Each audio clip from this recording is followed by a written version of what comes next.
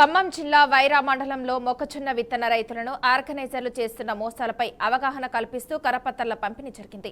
వైరా నియోజకవర్గంలో ఆడ మగ మొక్కజొన్న విత్తనాలు వేసి రైతులు ముందుగానే విత్తన కంపెనీలు ఆర్గనైజర్లతో రాతపూర్వక అగ్రిమెంట్లు చేసుకోవాలని అఖిల భారత రైతు కూలీ సంఘం నాయకులు కాసిం చెప్పారు. CPI new democracy Wyra sub division తరపున రైతులకు అవగాహన కరపత్రాలు పంచారు. ఇక రైతులు కంపెనీల మోసాలకు గురికాకుండా ముందస్తుగా రాతపూర్వక ఒప్పందాలు చేసుకోవాలని కాసిం సూచించారు. నకిలీ విత్తన కంపెనీలపై ప్రభుత్వం తక్షణ చర్యలు తీసుకోవాలని ఆయన డిమాండ్ చేశారు.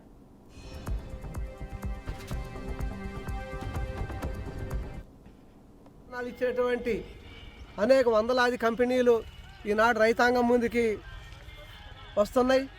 ఈ కంపెనీలన్నీ కూడా అనేక మాయ మాటలు చెప్పి రైతాంగాన్ని నిలువున దోపిడీ చేసుకొని వెళ్తున్నాయి. ఇవాళ సబ్ ఆర్గనైజర్లని పెట్టుకొని ఈనాడు ఇత్తన కంపెనీ వాడెవరో రైతులకు తెలియదు, ఆ రైతులు కూడా ఇత్తన కంపెనీ వాళ్ళకి తెలియరు. ఈ మొత్తం కూడా సబ్ ఆర్గనైజర్లని పెట్టుకొని ఈ కంపెనీ పేరు పెట్టుకొని ఇత్తనాలు ఇస్తున్నారు.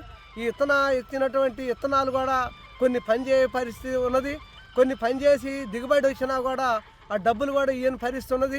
అడుగుదామంటే కంపెనీ వాడు రైతు ఎదురు లేకపోవటం ఒకటి, తర్వాత ఈ ఇత్తనాలు ఇచ్చేటువంటి సబ్ ఆర్గనైజర్లు కానీ మొహం చాటేసే పరిస్థితి ఉన్నది. ఇవన్నీ కూడా గతంలో అడిగితే కంపెనీ వాళ్ళు మేము వాళ్ళకి ఇచ్చే వాటికంటే కూడా అదనంగా ఇచ్చినాం, మేము ఇచ్చేది ఏం లేదని చెప్పి కూడా గతంలో ఆర్గనైజర్లు మన కంపెనీ వాళ్ళు చెప్పడం జరిగింది. ఇప్పుడున్నటువంటి పరిస్థితుల్లో దిగుబడి 50 నుంచి 60 క్వింటాలు రావాలి. తర్వాత వాళ్ళకి కాటా అయిన అంటనే వాళ్ళకి డబ్బులు రైతాంగానికి డబ్బులు చెల్లించాలి. తర్వాత దిగుబడి వస్తుందని చెప్పి దిగుబడి రాకుండా ఉన్నటువంటి వాళ్ళకు కూడా వాళ్ళు అన్నటువంటి 50-60 క్వింటాలు ఎకరానికి కట్టించాలి. ఇలాంటి పరిస్థితి ఉన్నప్పుడే రైతాంగం ఇలా అనేక మంది కౌలుకు తీసుకొని ఈ కౌలు వ్యవసాయం చేసే పరిస్థితి ఉన్నది. అందుకని ఈ పత్తి మొత్తం కూడా జడగొట్టి రైతాంగం ఇప్పుడు ఈ హైబ్రిడ్ మొక్కజొన్న వేస్తున్నారు. కాబట్టి ఈ హైబ్రిడ్ మొక్కజొన్న కూడా ప్రత్యేకంగా వాడు ఏదైతే చెప్తున్నారో ఆ చెప్పిన ప్రకారంగా న్యాయం చేయాలని చెప్పి మేము ప్రైవేటు విత్తనదారులు కానీ ప్రభుత్వాన్ని కానీ ప్రభుత్వ యజమాని ప్రత్యేకంగా ఉండాల్సిన అవసరం ఉందని చెప్పి మేము పదే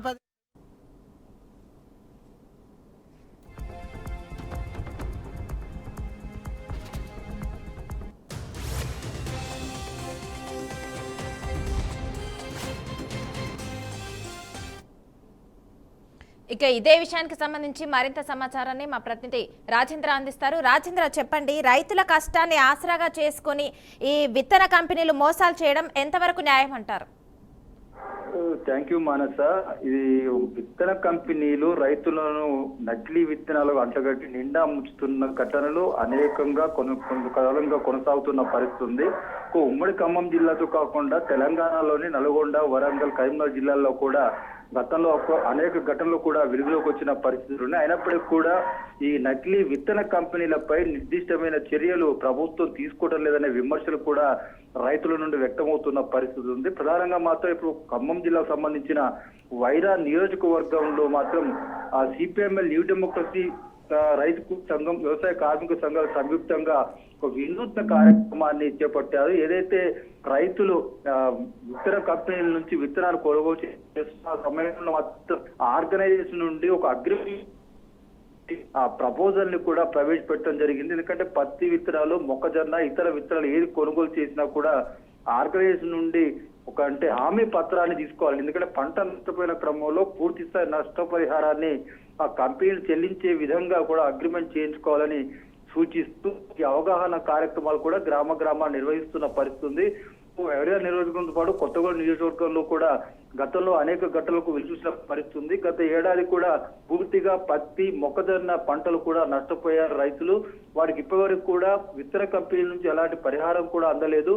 ఆ బాకీ డబ్బులకు కూడా చెల్లిస్తామని కాలయాపన చేస్తున్నారు తప్ప ఇప్పటికీ ఎక్కడ ఏ ఒక్క రైతుకు కూడా ఇచ్చిన దాఖలాలు లేకపోవడంతో బాధిత రైతులు ఆందోళన వ్యక్తం చేస్తున్న పరిస్థితి. మరోవైపు తుఫాన్ కారణంగా అనేక ఎకరాల్లో పంటలు నష్టపోయిన రైతాంగానికి కూడా కేంద్ర రాష్ట్ర ప్రభుత్వాల నుండి నష్టపరిహారం రాలేదు. దాని ఫలితంగా కూడా రైతాంగం తీవ్రమైన ఇబ్బందులు ఎదుర్కొన్న పరిస్థితుంది. అన్ని సంవత్సరాలుగా నకిలీ విత్తనాలు అంటగడుతూ రైతులను మోసం చేస్తూ యథేచ్ఛగా దర్జాగా కోట్ల రూపాయలు కొల్లగొడుతున్న నకిలీ విత్తన కంపెనీలపై మాత్రం ప్రత్యేకమైన చర్యలు తీసుకునే విషయంలో మాత్రం ప్రభుత్వం నిర్లక్ష్యంగా వ్యవహరిస్తుందని బాధిత రైతులు వ్యక్తం చేస్తున్నారు. ఇప్పుడైతే ఆ ఆర్గనైజేషన్ ఏదైతే గ్రామాల్లో పర్యటిస్తూ విత్తనాలను అంటే మొక్కజొన్న, పత్తి తదితర విత్తనాలను విక్రయించే క్రమంలో మాత్రం రైతులు ముందస్తుగానే ఒక హామీ పత్రాలను తీసుకునేందుకు కూడా సంసిద్ధం అవుతున్నారైతే ఈ హామీ పత్రాల వలన ఎలాంటి ప్రయోజనం ఉంటుందనే విషయంలో మాత్రం ఇంకా క్లారిటీ లేదు. ఒకవేళ నకిలీ విత్తనాలు అండగడుతున్న కంపెనీలు